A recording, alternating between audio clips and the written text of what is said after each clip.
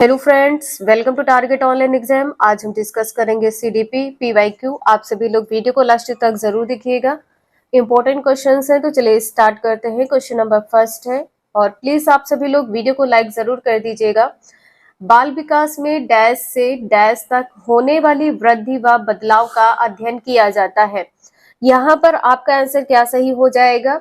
बाल विकास में जन्म, देखिए माध्यमिक बाल्यावस्था यहाँ पर नहीं होगा, और यहाँ पर भी माध्यमिक बाल्यावस्था नहीं होगा। तो यहाँ पर आपका आंसर क्या सही हो जाएगा? गर्भधारण से किशोरावस्था तक। थर्ड आंसर यहाँ पर सही है। नेक्स्ट है, कथन ए दिया है, बच्चों के विकास के मार्ग व प्रगति का सटीकता से पूर्वानुमान नहीं लगाया जा सकता है। तर्क दिया है, आनुवंशिकता व पर्यावरणीय कारकों के अनूठा संयोजन बच्चों में अलग अलग बदलाव का मार्ग तय करते हैं। तो यहाँ पर दोनों बातें सही है। ठीक है, बातें यहाँ पर दोनों सही है, लेकिन यहाँ पर जो कहा गया है कि जो तर्क है वो कथन आर की सही व्याख्या नहीं कर रहा है। ठीक है, आपका आंसर यहाँ पर दूसरा सही हो जाएगा। कथन और तर्क दोनों यहाँ पर सही है। यहाँ पर कहा है कि जो आनुवंशिकता व पर्यावरण कारक है के अनूठा जो संयोजन होता है, ये बच्चों में अलग अलग बदलाव का मार्ग तय करते हैं। बदलाव का मार्ग तय करते हैं, ये पॉइंट यहाँ पर गलत है। नेक्स्ट है, सामाजिकरण है। सामाजिकरण क्या है? समाज के रीति रिवाजों को पारित करने की एक सरल प्रक्रिया है। सरल प्रक्रिया नहीं होती है। सामाजिकरण क्या है? एक जटिल प्रक्रिया है। सामाजिकरण कैसी प्रक्रिया है? एक जटिल प्रक्रिया है, जो प्रत्यक्ष और अप्रत्यक्ष दोनों रूप से होती है। तो यहाँ पर आपका आंसर दूसरा सही हो जाएगा। सामाजिकरण कैसी प्रक्रिया है? एक जटिल प्रक्रिया है। यहाँ पर ध्यान दीजिएगा, कहा है कि केवल परिवार द्वारा नियोजित होती है, जो औपचारिक प्रक्रिया है। ये पॉइंट यहाँ पर गलत है। नेक्स्ट है, अमूर्त संक्रियात्मक चरण के विद्यार्थियों के लिए शिक्षिका को क्या करना चाहिए? पदानुक्रम संबंधों को दर्शाने के लिए आरेखों का प्रयोग करना चाहिए।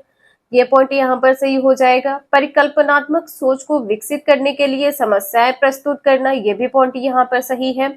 अमूर्त समस्याएं नहीं प्रस्तुत करनी चाहिए। यहाँ पर कहा है अमूर्त समस्या नहीं प्रस्तुत करनी चाहिए, ये पॉइंट यहाँ पर गलत हो जाएगा। समस्या को सुलझाने और वैज्ञानिक तर्क देने के अवसर उपलब्ध कराने चाहिए। तो यहाँ पर आपका आंसर ए बी डी सही हो जाएगा। यहाँ पर आप सभी लोग देख सकते हैं, इसका आंसर यहाँ पर ए बी डी, ये तीनों यहाँ पर सही है। नेक्स्ट है, जीन पियाजे के संज्ञानात्मक विकास के सिद्धांत में संयोजन और समावेशन किसकी पूरक प्रक्रियाएं हैं? ये क्वेश्चन आपके एग्जाम में ये लगातार पूछा भी गया है। लास्ट ईयर भी पूछा गया था, और इस बार भी ये क्वेश्चन पूछा गया था। यहाँ पर आपका आंसर फिफ्थ का क्या सही हो जाएगा? अनुकूलन है सीखने के निकटस्थ क्षेत्र। तो निकटस्थ क्षेत्र किससे संबंधित है? जेडपीडी से संबंधित है। जेडपीडी से संबंधित है। यहाँ पर संरचनात्मक चित्रण होगा नहीं, अग्रिम आयोजन ये भी नहीं है। पहला आंसर यहाँ पर सही है। जो संयोजन और समावेशन है, ये किसमें आते हैं? अनुकूलन में। जेडपीडी का संबंध किससे संबंधित है? लेवाइगोत्स्की से। लेवाइगोत्स्की से संबंधित है, इसे ध्यान रखिएगा। नेक्स्ट है, बच्चों के सीखने के संदर्भ में जीन पियाजे डैश को जबकि लेवाइगोत्स्की डैश को महत्व देते हैं। जीन पियाजे किसको महत्व देते हैं? जीन पियाजे महत्व देते हैं परिपक्वता को, और जो लेवाइगोत्स्की है ये सांस्कृतिक उपकरण को महत्व देते हैं। तो यहाँ पर आपका आंसर क्या सही हो जाएगा? पहला। यहाँ पे ध्यान रखिएगा, पुनर्बलन होगा नहीं। ठीक है, लेवाइगोत्स्की पुनर्बलन पर ध्यान देते, ये भी यहाँ पर गलत हो जाएगा। लेवाइगोत्स्की संगठन पर ध्यान देते, ये भी पॉइंट यहाँ पर गलत हो जाएगा। स्कीमा में बदलाव, ये भी पॉइंट यहाँ पर गलत हो जाएगा। जो लेवाइगोत्स्की है किससे संबंधित है? सांस्कृतिक से संबंधित है। नेक्स्ट है, लेवाइगोत्स्की के अनुसार निम्नलिखित में से कौन सी शिक्षा शास्त्रीय प्रणाली संज्ञानात्मक विकास को बढ़ावा देने के लिए सही नहीं है? अब यहाँ पर सही नहीं है वो क्या हो जाएगा? देखिए, सहयोगात्मक अधिगम ये यहाँ पर सही है। ठीक है, ये यहाँ पर पॉजिटिव है। आपका आंसर यहाँ पर क्या सही हो जाएगा? निर्देशित आदान प्रदान, ये भी पॉइंट यहाँ पर सही है। व्यापक चर्चा, ये भी सही है, लेकिन दोहराव व स्मरण यहाँ पर सही नहीं है। फोर्थ आंसर यहाँ पर सही हो जाएगा। नेक्स्ट है, कैरोल गिलिगन ने लॉरेंस कोहलबर्ग के नैतिक विकास की समालोचना करते हुए तर्क रखा कि कोहलबर्ग नारीवादी नैतिकता जो डैश पर बल देती है को नकारते हैं। तो यहाँ पर अर्थ का आंसर क्या हो जाएगा? नैतिकता किससे संबंधित? कोहल वर्ग से संबंधित है। नैतिक विकास किससे संबंधित है? कोहल वर्ग से। आपका आंसर यहाँ पर पहला सही हो जाएगा, देखभाल की नैतिकता। नेक्स्ट है हार्वर्ड गार्डनर किससे संबंधित है? बहुबुद्धि का सिद्धांत प्रतिपादित किया। हार्वर्ड गार्डनर ने क्या किया है? बहुबुद्धि सिद्धांत का प्रतिपादन किया है। और बहुबुद्धि सिद्धांत कितने सिद्धांतों का प्रतिपादन किया है? 8 सिद्धांतों का प्रतिपादन किया है। हार्वर्ड गार्डनर ने 8 प्रकार की बहुबुद्धि का विकास किया है, इसे आप सभी लोग ध्यान रखिएगा। नेक्स्ट है राष्ट्रीय शिक्षा नीति 2020 के अनुसार शिक्षा को किस पर बल देना चाहिए? रट कर सीखना नहीं बल देना चाहिए, परीक्षाओं के लिए सीखना, आप जो भी सीख रहे परीक्षा के लिए सीख रहे, ये भी पॉइंट यहाँ पर गलत हो जाएगा। गैर संदर्भित विषय वस्तु, ये भी पॉइंट यहाँ पर गलत है। पहला आंसर यहाँ पर सही हो जाएगा, संकल्पनात्मक समझ। नेक्स्ट है बाल केंद्रित शिक्षण में सीखना मुख्यतः किस प्रकार होता है? तो यहाँ पर आपका आंसर क्या सही हो जाएगा? शिक्षकों द्वारा प्रत्यक्ष निर्देश देना, मतलब शिक्षक यदि निर्देश देता है तो ये सीखना होगा, ये पॉइंट यहाँ पर गलत हो जाएगा। पाठ्य पुस्तकों से, ये भी पॉइंट यहाँ पर नहीं होगा। अधिगमकर्ताओं के निष्क्रिय सुनने से, ये भी पॉइंट यहाँ पर गलत है। जब भी अन्वेषण की बात की जाती है आपका आंसर सही हो जाएगा, विविध स्रोतों का अन्वेषण करके। नेक्स्ट है कथन ए, बच्चों को जेंडर उपयुक्त व्यवहार के संकेत शैशवावस्था के चरण से ही मिलने शुरू हो जाते हैं। तर्क दिया है बचपन में अलगाव व वंचित होने के सामाजिक अनुभव बच्चों में अपूरणीय क्षति कर सकते हैं।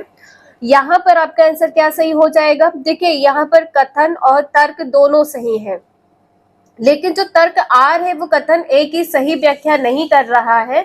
दूसरा आंसर यहाँ पर आपका सही है। नेक्स्ट है शिक्षकों को बच्चों के मूल्यांकन का विवरण उनके अभिभावकों को देना चाहिए, जिससे अभिभावक अपने बच्चों की पहचान कर उसे सही ढंग से नामांकित कर पाए। मंदबुद्धि या बुद्धिमान इत्यादि, कि बच्चा उनका किस प्रकार से है। तो ये पॉइंट यहाँ पर गलत हो जाएगा। अभिभावकों की अपने बच्चे के सीखने क्या और कैसे के बारे में समझ बन सके, कि बच्चा किस प्रकार से सीख रहा है अथवा नहीं सीख रहा है, ये पॉइंट यहाँ पर सही हो जाएगा। अभिभावक जान पाए कि उनका बच्चा क्या नहीं कर सकता है, ये पॉइंट यहाँ पर गलत हो जाएगा। देखिए कभी भी बच्चे की तुलना नहीं करनी है, ये भी पॉइंट यहाँ पर गलत हो जाएगा।